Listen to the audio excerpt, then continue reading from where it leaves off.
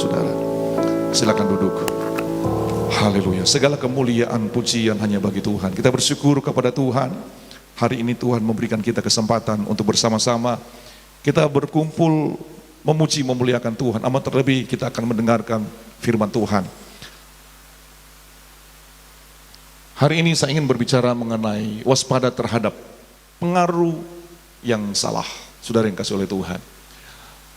Firman Tuhan kita lihat dalam 1 Korintus pasal yang ke-15 ayatnya yang ke-33. Saudara bisa lihat di depan. Firman Tuhan saya baca. Janganlah kamu sesat. Pergaulan yang buruk merusak kebiasaan yang baik. Jangan kamu sesat. Pergaulan yang buruk itu merusak kebiasaan yang baik. Saudara yang kasih oleh Tuhan.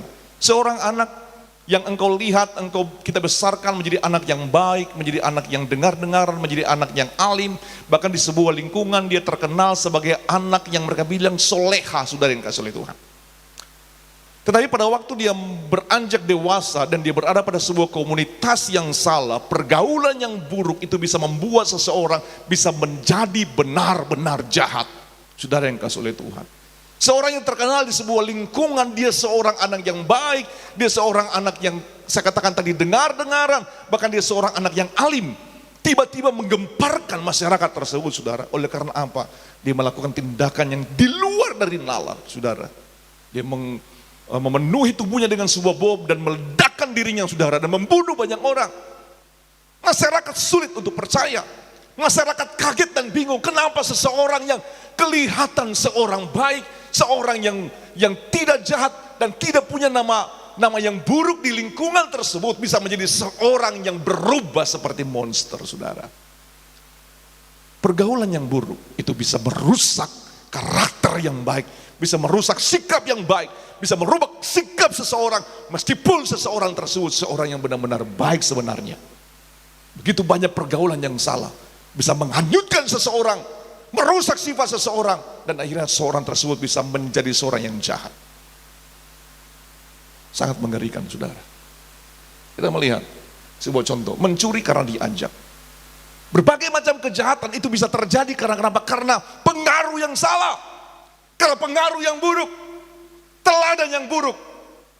Di mana engkau berada, komunitas di mana engkau berada, itu akan mempengaruhi hidupmu, mempengaruhi sikapmu, mempengaruhi pola pikirmu, mempengaruhi tindakanmu, mempengaruhi perbuatanmu, saudara yang kasih oleh Tuhan.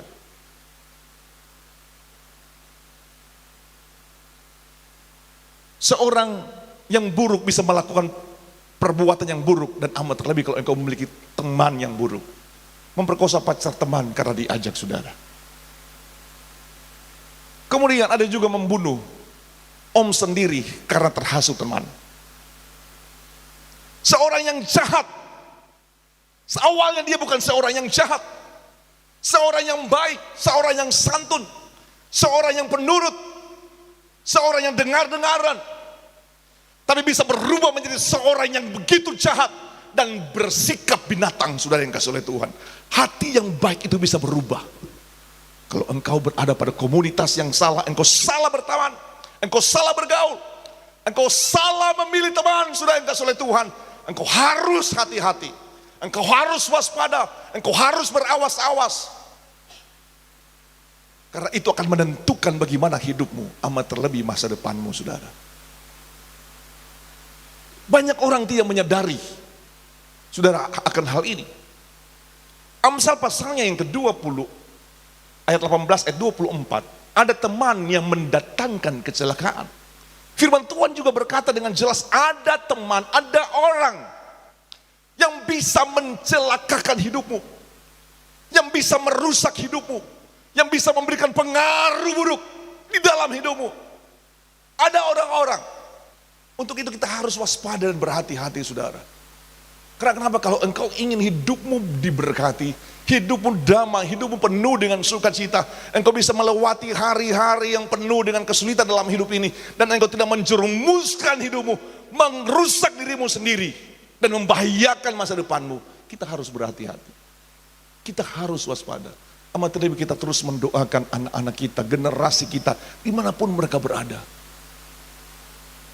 Engkau bisa membesarkan anak yang baik, engkau bisa mendidik anak yang baik, engkau bisa membesarkan mereka Tetapi di luar sana saudara, kita tidak bisa mengkontrol mereka. Dengan siapa mereka berbicara, dengan siapa mereka berteman, dengan siapa mereka bersahabat, dengan siapa mereka berinteraksi, saudara yang kasih oleh Tuhan.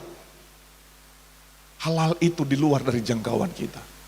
Untuk itu saudara, kita harus waspada dan terus mengarahkan dan mengajar generasi-generasi kita saudara, untuk menjadi generasi yang berhati-hati, menjadi generasi yang was-was, menjadi generasi yang tidak bodoh, menjadi generasi yang bijaksana dalam hidup ini. Banyak orang tidak menyadari betapa kuatnya pengaruh orang lain dalam hidup mereka. Banyak orang tidak sadar, tidak tahu, tidak paham bahwa pengaruh orang lain bisa merusak hidupnya, bisa menghancurkan hidupnya, bisa memberi dampak yang buruk, dampak yang tidak baik di dalam perjalanan hidupnya saudara. Seperti saya katakan tadi, seorang yang alim, seorang yang baik, seorang yang kelihatan penurut, seorang yang tidak kedengaran memiliki masalah yang merusak di tengah-tengah lingkungan di mana dia berada, bisa menjadi seorang yang begitu menakutkan, menghancurkan dirinya sendiri dan menghancurkan begitu banyak orang karena pergaulan yang salah.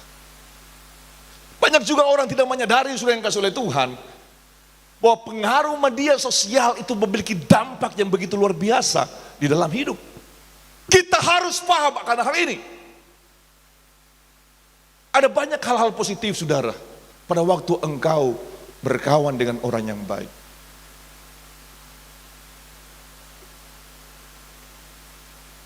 Seorang yang hebat saya katakan, karena dia seorang yang berhasil, Warren Buffett, saudara yang kasih oleh Tuhan. Dia berkata, kalau kamu ingin berhasil, salah satu kuncinya adalah kamu berteman dengan orang yang lebih baik dari kamu. Kamu bersahabat dengan orang yang lebih baik dari hidupmu. Kalau dia di bidang bisnis, dia lebih baik dalam bidang bisnis. Berteman dengan orang yang baik, jangan berteman dengan orang yang salah. Kamu akan menghancurkan hidupmu, menghancurkan karirmu, menghancurkan usahamu, menghabiskan keuanganmu. Tidak salah saudara berteman, tidak salah saudara berkomunikasi dengan siapapun juga. Tapi hati-hati pada waktu engkau berteman dengan teman yang beracun, teman yang salah. Mereka adalah orang-orang yang akan merusak sikapmu, merusak hidupmu, merusak pola pikirmu, merusak karaktermu saudara.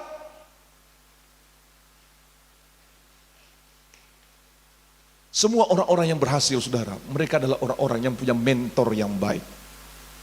Mereka adalah orang-orang yang punya mentor yang positif dalam hidup mereka. Ada banyak hal-hal yang baik kita melihat di media sosial. Ada banyak hal-hal yang baik engkau berinteraksi, berteman dengan orang lain. Engkau bisa melihat teladan mereka. Engkau bisa melihat inspirasi di sana. Sudah yang kasih oleh Tuhan, ide, aspirasi. Bagaimana engkau bisa mendorong dirimu untuk memacu dirimu mencapai tujuanmu. Engkau bisa melihat hal-hal yang baik, ada motivasi, ada gagasan, ada kreativitas, begitu banyak hal yang positif tentunya. Dalam media sosial juga demikian. Tapi kebalikannya saudara, dari hal-hal seperti ini juga ada juga hal yang negatif.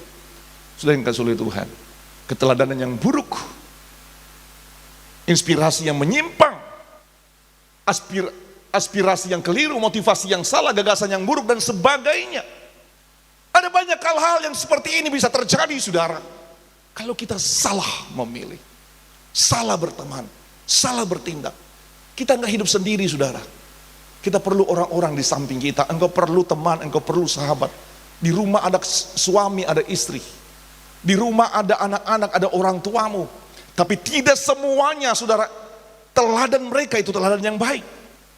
Tidak semuanya sikap yang engkau bisa ambil dari mereka itu sikap yang benar saudara. Kita ini manusia, ada banyak kekurangan. Untuk itu saudara, kita harus berawas-awas, berhati-hati saya katakan, waspada kalau mau hidup baik. Amat terlebih kalau mengakhiri pertandingan iman, kita harus berhati-hati.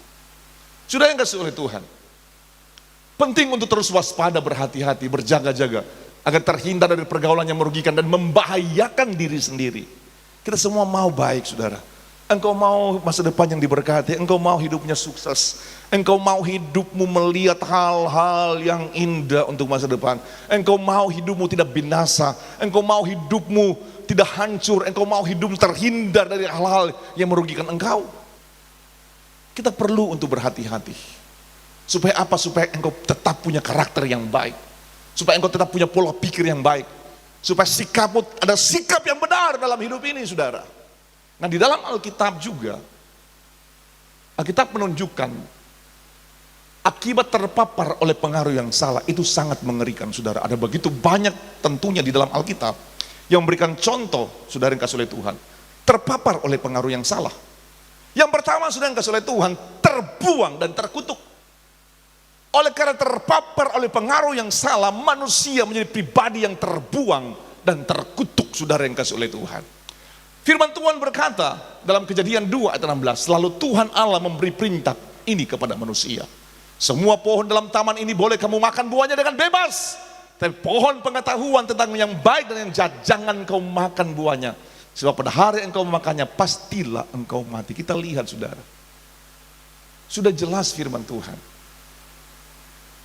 Semua pohon dalam taman ini boleh engkau makan buahnya.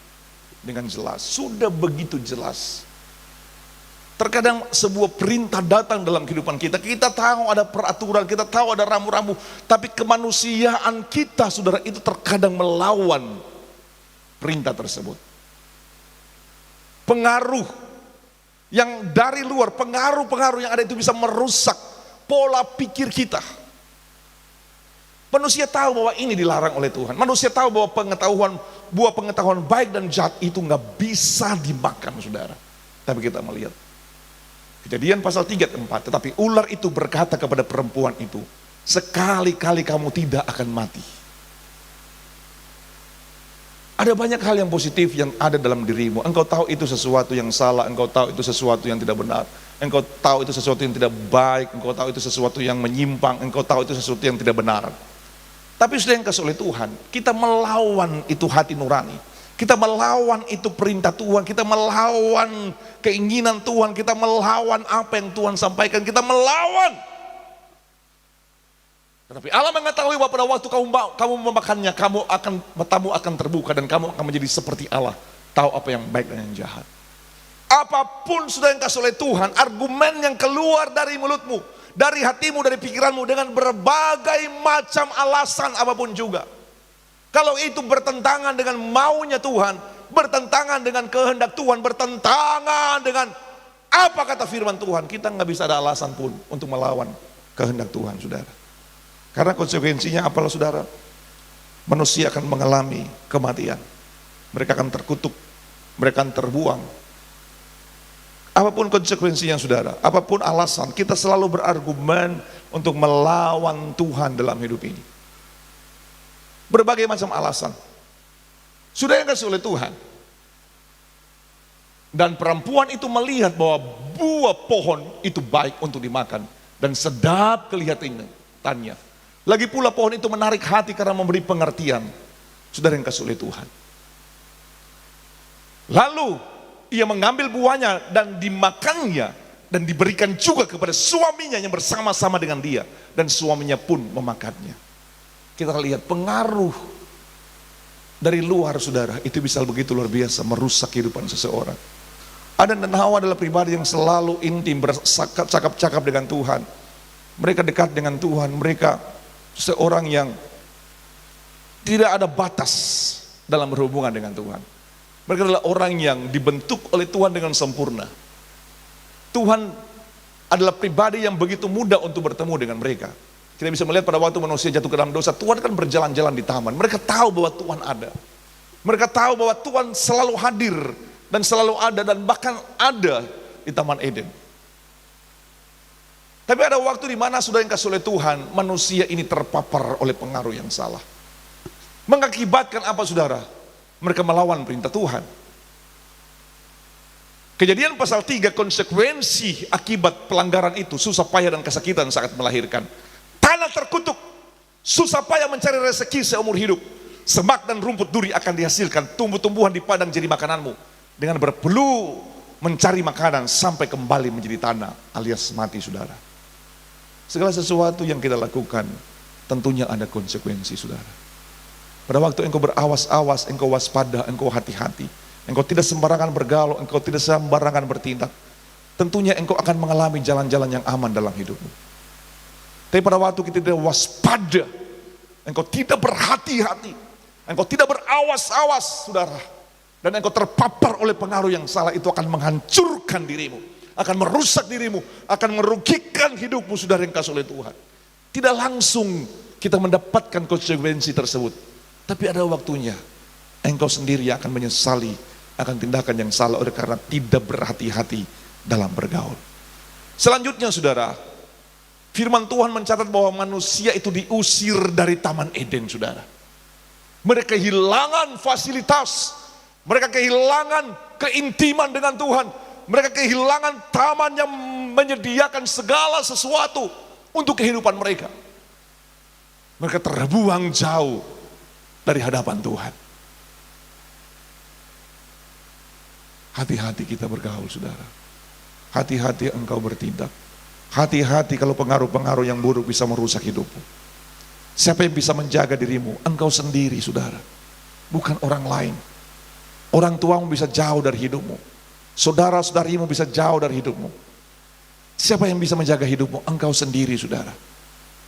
Engkau sendiri yang bisa menjaga hidupmu, supaya engkau tidak terpengaruh dan terpapar oleh pengaruh-pengaruh yang salah, yang akan merugikan, merusak, mencembarkan hidupmu sendiri. Selanjutnya kita melihat contoh yang kedua. Saudara yang kasih oleh Tuhan, menjadi buta dan terhina. Ini yang dialami oleh Simson, saudara. Pada waktu dia terpengaruh oleh pengaruh yang salah, hal yang mengerikan, dia menjadi buta dan menjadi terhina, saudara. Nah, firman Tuhan mencatat bahwa dia bisa membunuh seekor singa dengan tangan yang kosong. Sebuah kekuatan yang begitu luar biasa, yang di luar dari nalar manusia, saudara. Tuhan memberikan dia kesanggupan, kemampuan yang begitu hebat. Sebuah kekuatan yang begitu luar biasa, saudara. Manusia yang terkuat, yang tercatat, itu adalah Simson, saudara. Siapa yang bisa mengalahkan seekor singa dengan tangan yang kosong? Dia bisa mengalahkan 1000 orang Filistin hanya dengan rahang keledai. Mustahil, tidak mungkin, di luar dari logika. Tapi itu kekuatan yang Tuhan beri bagi dia. Sebuah anugerah yang begitu luar biasa, sebuah pemberian yang begitu hebat, saya katakan, saudara. Bahkan dia bisa mengangkat gerbang sebuah pintu kota yang hanya bisa diangkat oleh beberapa lembu. Kekuatannya memang di luar dari logika, saudara. Karena itu kekuatan yang Tuhan beri bagi dia. Itu kekuatan yang Tuhan anugerahkan bagi dia, saudara yang kasih oleh Tuhan. Tetapi saudara yang kasih oleh Tuhan, pada waktu dia salah bergaul, firman Tuhan mencatat sesudah itu dibujuknya Simson tidur di pangkuannya. Lalu dipanggilnya seseorang dan disuruhnya mencukur ketujuh rambut jalinnya, sehingga mulai Simson ditundukkan oleh perempuan itu, sebab kekuatannya telah lenyap daripadanya. Kita lihat, saudara, apapun pengaruh yang di luar, apapun pengaruh yang datang, kita harus waspada. Itu bisa merugikan engkau, bisa mengambil sesuatu yang bernilai, sesuatu yang berharga, sebuah anugerah yang besar yang Tuhan taruh dalam hidupmu. Simson kehilangan kekuatan, Simson kehilangan keperkasaannya, Simson kehilangan sesuatu yang begitu bernilai, yang begitu berharga dalam hidupnya, yaitu kekuatannya, saudara. Dan dia menjadi terhina dan buta. Oleh karena apa? Oleh karena tidak waspada, tidak hati-hati. Makanya firman Tuhan berkata, ada teman itu yang mendatangkan kecelakaan, ada teman yang menghantarkan kehancuran. Ada orang yang bisa menghancurkan, merusak, mengambil sesuatu yang bernilai, sesuatu yang berharga dalam hidupmu, saudara. Kalau kita nggak hati-hati, saudara, kita akan habis dan binasa. Dan apa yang terjadi bagi Simson? Orang Filistin itu menangkap dia, mencungkil kedua matanya dan membawanya ke Gaza. Di situ ia dibelenggu dengan 2 rantai tembaga, dan pekerjaannya di penjara ialah menggiling, saudara, Pekerjaan binatang, itu lembu yang disuruh menggiling saudara, itu digantikan Simson disuruh untuk menggiling saudara. Kita lihat saudara, pada waktu kita salah bergaul, salah bertindak, engkau bisa kehilangan sesuatu yang bernilai dalam hidupmu. Karakter yang baik bisa rusak, sikap yang baik itu bisa lenyap dari hidupmu. Tindakan-tindakan yang santun, perkata-kata yang santun yang dulunya ada dalam hidupmu. Tidak sembarangan karena engkau salah bergaul, kosakatamu menjadi kosakata yang rusak. Kata-kata yang menghina, kata-kata yang kasar, kata-kata yang menghujat, itu sebenarnya jauh dari hidupmu. Tapi pada waktu engkau berada pada sebuah komunitas yang rusak, yang kotor, yang tidak baik sudah yang kasih oleh Tuhan, hidupmu juga akan hancur saudara. Dan engkau berkata, oh saya mau mempengaruhi. Engkau sendiri yang mudah terpengaruh saudara. Kita lihat contoh yang terakhir. Pada begitu banyak contoh saudara, ini dalam perjanjian baru. Dalam perjanjian baru saudara, akibat terpapar oleh pengaruh yang salah saudara, suami istri mengalami kematian. Kita harus berhati-hati. Pada waktu kita terpapar oleh pengaruh yang salah, saya katakan tadi, bahkan nyawa kita itu bisa menjadi taruhan. Di mana kita ada sudah bisa melihat bagaimana pengaruh-pengaruh yang salah bisa merusak dan menghancurkan kehidupan seseorang. Ini sebuah contoh sudah yang kasih oleh Tuhan. Dalam Kisah Para Rasul pasal 5 ayat 1, firman Tuhan berkata, ada seorang lain yang bernama Ananias. Ia beserta istrinya Safira menjual sebidang tanah. Dengan setahu istrinya, ia menahan sebagian dari hasil penjualan itu, dan sebagian lain dibawanya dan diletakkannya di depan kaki rasul-rasul. Mungkin Ananias ini adalah seorang yang terkenal dalam sebuah komunitas mereka. Ananias terkenal dalam gereja mula-mula. Mungkin dia seorang yang donatur, dia seorang yang suka memberi, dia seorang yang suka berkorban sudah yang kasih oleh Tuhan. Pada waktu mereka menjual sebidang tanah mereka, mereka berkata, kita nanti, Ananias berkata mungkin kepada istrinya Safira, nanti kalau orang tanya, kita bilang bahwa ini semua hasil penjualan tanah kita. Tapi kita kasih saja setengah.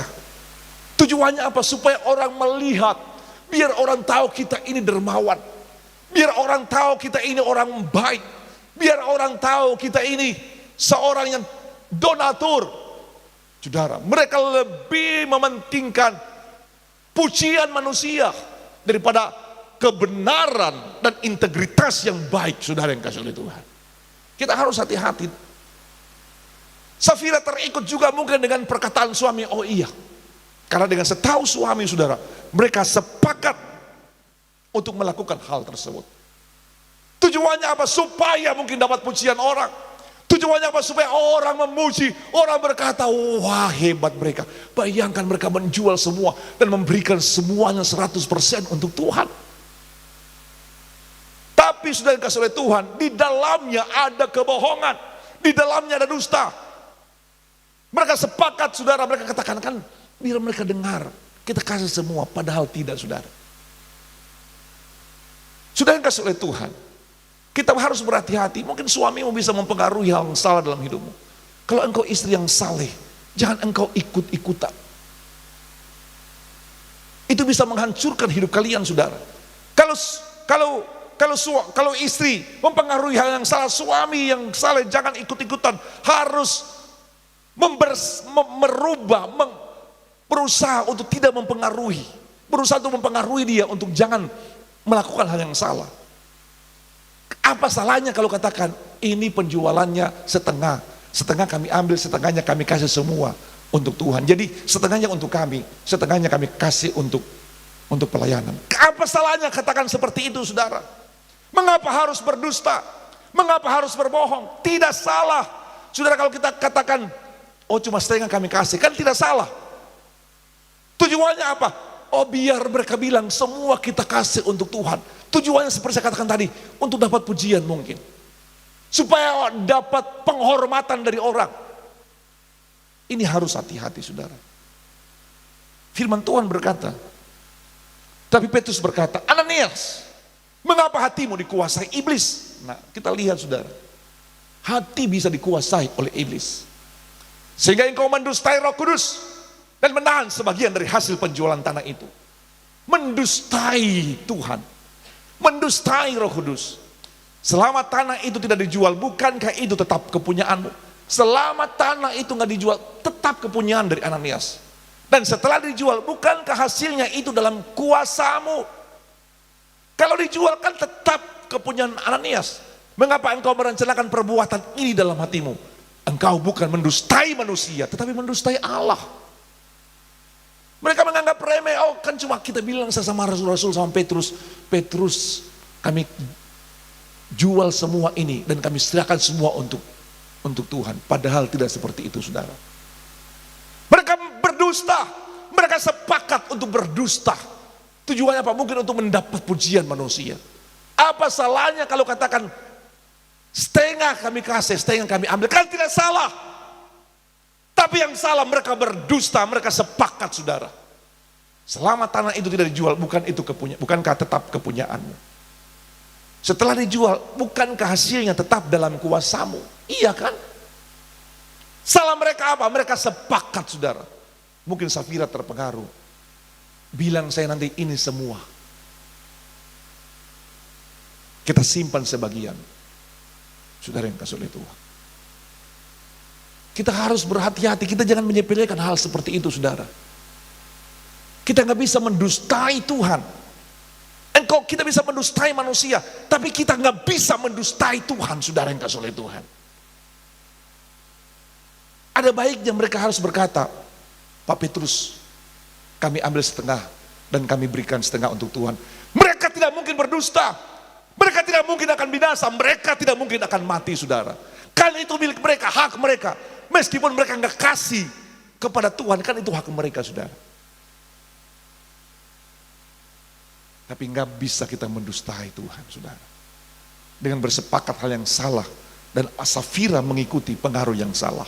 Dan firman Tuhan berkata, saudara yang kasih oleh Tuhan, ketika mendengar perkataan itu, rebalah Ananias dan putuslah nyawanya. Maka sangatlah ketakutan semua orang yang mendengar hal itu. Selanjutnya, saudara yang kasih oleh Tuhan, kira-kira 3 jam kemudian masuklah istri Ananias, tetapi ia tidak tahu apa yang telah terjadi. Kata Petrus kepadanya, katakanlah kepadaku, dengan harga sekian tanah itu kamu jual. Jawab perempuan itu, betul sekian. Kata Petrus, mengapa kamu berdua sepakat untuk mencobai Tuhan, mencobai roh Tuhan? Lihat, orang-orang baru mengubur suamimu berdiri depan pintu, dan mereka akan mengusung engkau jika juga keluar. Lalu rebalah perempuan itu seketika itu juga di depan kaki Petrus dan putuslah nyawanya. Saudara, kita lihat, terkadang kita menyepelekan hal-hal yang kecil. Saudara yang kasih oleh Tuhan, sepakat untuk melakukan hal yang salah. Karena kenapa? Karena terpapar, karena terpengaruh. Tuhan mau kita harus katakan ya bila ya, katakan tidak bila tidak. Suami-suami kalau diajak istri bohong, jangan mau bohong, saudara. Demikian sebaliknya. Istri-istri kalau suami ajak bohong, jangan mau bohong, saudara.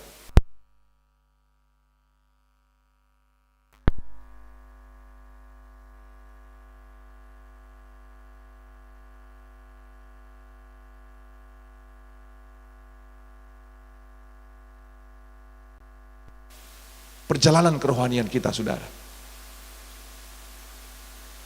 Sekali lagi saya katakan, waspada dan berhati-hati. Jaga hidup kita, saudara.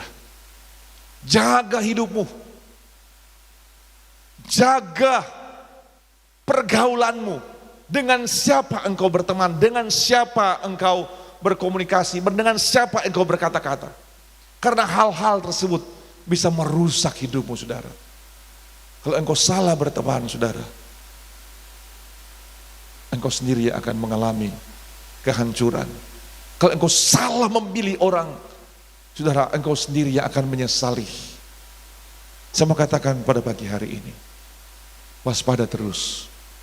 Entah itu orang terdekat kita, siapapun juga itu, engkau harus berhati-hati.